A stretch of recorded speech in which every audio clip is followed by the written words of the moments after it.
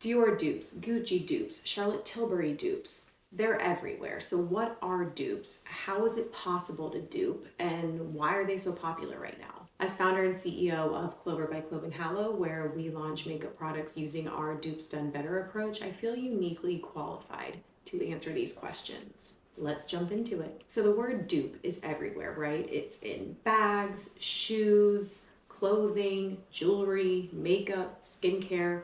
So what is it? Dupe is short for duplicate, which makes sense because the term really originated in sort of the fashion and accessory sphere. When you think about something like Canal Street, where they're selling replicas and counterfeit goods, that is where dupe originates from. So it is a duplicate or a copy of an item, and the end result is to have someone be able to like have a bag or a pair of shoes or jewelry, whatever it may be, that looks like a copy of an existing luxury product. So in makeup and skincare, it actually means something different. So if you go back to like the 2014 to 2018 YouTube era, peak beauty, there were not as many brands on the market as there were today. And brands were reformulating, things got discontinued. So dupe really just meant a product that you could swap in and get a similar performance and effect on the skin with. What it has now started meaning is also the affordability component. But back then, it didn't matter if it was cheaper. It was just like a dupe. So when MAC discontinued Warm Soul, people were up in arms about what the dupe was that would replace it, which meant nothing, had nothing to do with pricing. That is still a thing now, but I think there's a really heavy emphasis on having more affordable versions of products when you hear dupes in the beauty industry. Is it legal for brands to launch dupes? Do they get in hot water for duping products that are out there? And the answer is a little nuanced. So when you think about dupes for like Canal Street, where they are pretending to actually be that product and they want people to have the impression that this bag or scarf or whatever is a product of the brand that they're emulating, that is not legal, okay? There's something called intellectual property, IP law. It's a huge, huge component of business where things like logos and, icons, even if something is super popular, like a color combination or a design, a shape of something, can be intellectual property. And if you are trying to mislead people, that is not legal by any stretch. And you can absolutely get in trouble, which is why on Canal Street, they're sneaking you into weird, shady back rooms with all the windows taped off. With Clover, our makeup and skincare dupes of popular luxury items are not meant to confuse anybody into thinking they are the real thing. And they would be very hard to confuse because it's all our unique colors, our unique branding. We use, stock components that are very just general. And we're very clear that these are inspired by XYZ products. These are not those products. And when you get into that area of like trying to mislead people, which is an area we stay very far away from for a variety of reasons, not just legal reasons, but ethical reasons. When you get into that area, that is when you get into hot water. All we're doing is saying, hey, we're inspired by this product and we've improved it in a few separate ways by making it in the USA using good ingredients, sustainable packaging, and a lower price. And boom, there's nothing wrong with that. With the popularity of dupes, there's definitely an important conversation around ethics. Obviously, when you're thinking about like the legal side of things, if you are at all trying to misrepresent your product as being the original product, that is morally wrong. Copying is morally wrong. When we launch makeup and skincare dupes, we do have a few rules. So one of them is we do not dupe indie or small beauty brands, is probably a better way to say it. And that's because they don't have the brand power and they don't have the innovation cycle. We also, of course, never mislead or misrepresent our products. So we are not banking on people shopping us because they think we're actually the real thing. That would be very icky and again, most likely illegal.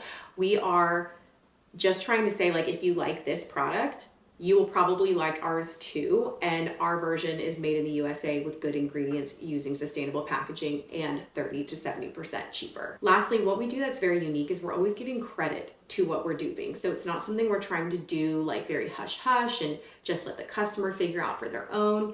I would rather be transparent and say, yeah, this product is inspired by XYZ product, because I can tell you every brand out there is already doing this It's called reverse engineering, and it is super common practice. We're just being on the nose about it.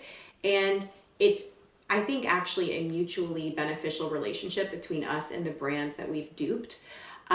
Because at the end of the day, it is never a bad thing to be the benchmark. You know, because we are openly promoting the benchmark, it actually, I think, helps promote the original as a product worth trying, as a good product, or else we wouldn't be duping it. I remember my dad when I was younger saying, you know, Chevy has a truck commercial, right? And they're comparing all of their stats to Ford. And he was like, man, that's actually a really good ad for Ford. It is never a bad thing to be the benchmark that other brands are comparing themselves to.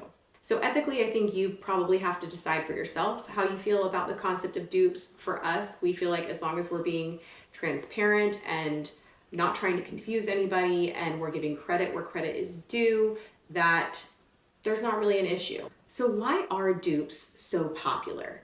You know, there's an obvious answer of like economics, and people are budget tight now more than ever. But because dupes get so much excitement from people who have a ton of disposable income, and they spend a ton of that disposable income on makeup and skincare, there must be another answer, right? And so I think the affinity for dupes comes from largely the buzz that you get when you get a deal, or you discover like a secret, kind of like a secret menu at a restaurant. It's just exciting. And so I think people love the concept of dupes.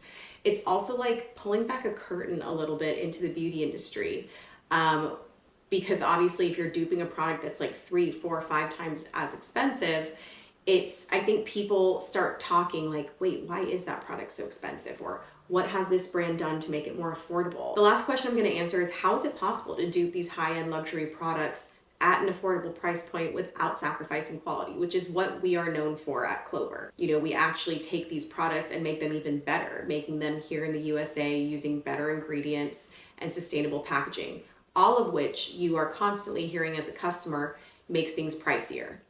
And the answer is, it is pricier, but there's a number of reasons why it is possible to do this. Most brands of a certain size on the market are using the same 20 to 30 labs, and those 20 to 30 labs are using the same 20 to 30 suppliers of machinery, new technology, innovative raw materials, etc. So you're really pulling from a similar group of foundational elements, if you will. So it isn't hard to then reverse engineer a product, put your spin on it, and end up with something that's very, very comparable. Now, the pricing part is more nuanced, because honestly, most of the brands manufacturing these similar types of products do have similar pricing for their formulas.